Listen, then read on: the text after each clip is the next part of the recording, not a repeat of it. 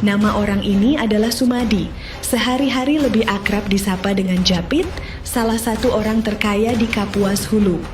Bos tambang emas paling terkenal di belahan Kalimantan Barat paling ujung. Selain terkenal sebagai bos tambang, Japit juga adalah saudara dari Wakil Bupati Kapuas Hulu. Dan yang ini adalah masyarakat kecil Kapuas Hulu yang juga berprofesi sebagai penambang emas. Masyarakat biasa yang selalu menjadi tumbal penegakan hukum oleh oknum-oknum aparat, biar kelihatan mereka sudah bekerja sebagaimana mestinya. Tapi di saat bersamaan para oknum tersebut justru membiarkan penambang ilegal berlevel cukong. Berbeda dengan Japit, orang-orang ini harus berhadapan dengan hukum dan merasakan dinginnya penjara imbas dari aktivitas penambangan ilegal yang mereka lakukan. Walaupun sebagian besar di antara mereka hanya sekedar mencari sesuap nasi demi menghidupi keluarga. Bahkan di antara mereka ada yang menambang karena harus mencari biaya untuk pendidikan. Hal yang terpaksa mereka lakukan di tengah himpitan ekonomi dan kebijakan pemerintah, khususnya pemerintah Kabupaten Kapuas Hulu yang penuh kolusi dan tidak pro rakyat. Pemerintah di mana bupatinya malah menganggarkan pengadaan kendaraan dinas untuk institusi struktural pusat yang bukan menjadi kewajiban pemerintah daerah untuk membiayainya. Padahal APBD daerah sendiri masih berharap dari belas kasihan pemerintah pusat dan juga masih banyak warga Kapuas Hulu yang lebih membutuhkannya. Lantas apa perbedaan masyarakat biasa itu tadi dengan Japit? Sama-sama menambang emas, juga sama-sama ilegal.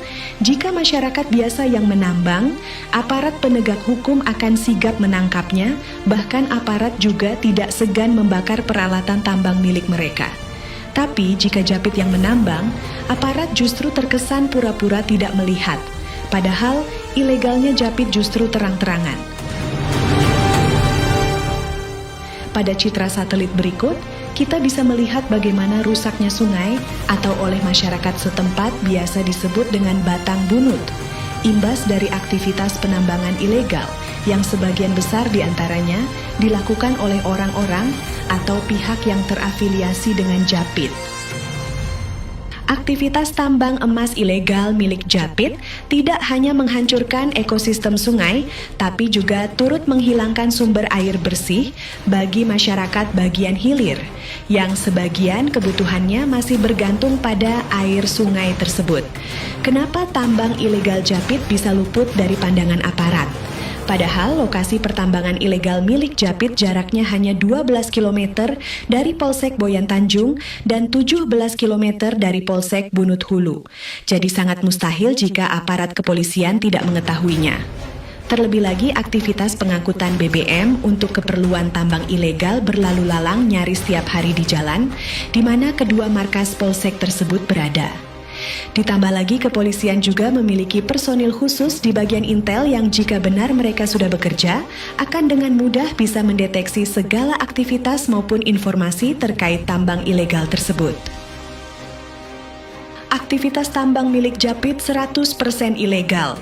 Jika selama ini digembar-gemborkan bahwa tambang tersebut sudah punya legalitas berupa izin pertambangan rakyat, itu semua tidak lebih dari untuk menyamarkan semata. Izin pertambangan rakyat di Kapuas Hulu baru diterbitkan hanya untuk 3 lokasi. Hal tersebut jelas seperti yang pernah disampaikan oleh Bupati pada satu kesempatan, di mana izin yang dimaksud untuk Kabupaten Kapuas Hulu untuk sementara baru ada 3 yang diterbitkan. Satu di Desa Nangasurup, Kecamatan Bunut Hulu, dan 2-nya lagi ada di Dusun Entibab, Desa Baru, Kecamatan Bunut Hilir. Jadi jelas, semua aktivitas pertambangan emas di luar 3 daerah tersebut dipastikan ilegal, termasuk lokasi di mana tambang Japit berada, yakni di Kecamatan Boyan Tanjung.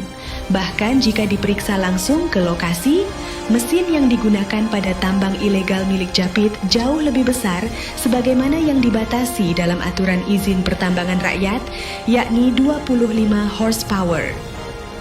Lantas kenapa aktivitas pertambangan emas ilegal milik Japit bisa aman dan tidak pernah tersentuh hukum walaupun sudah berlangsung sekian lama?